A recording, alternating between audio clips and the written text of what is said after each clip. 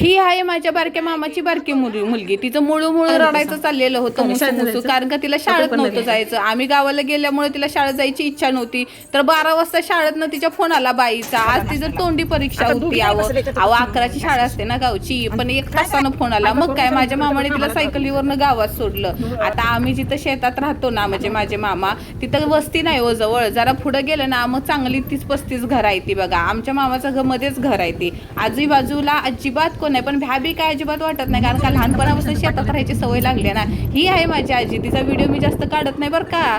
बिना पदराचा तिचा व्हिडिओ काढला ना तिला लय राग येतो. अहो आम्ही गेलेलो गावात, आमचे गावदेवी आहे ना ती अंबिका माता आहे, आणि बरोबर मंगळवारचाच आहे ना आमच्या गावचा बाजार, म्हणजे आजोळचा माझ्या बाजार भरतो. तर तुम्हाला आज आहे ना आम्ही देवीचं पण दर्शन घडवते आणि आमचा आठवडी बाजार पण दाखवते. कसा आहे बघा ना, एका झाडाखाली एवढी कितीतरी माणसं बसली होती. अहो पुढच्या व्हिडिओमध्ये बाकीचं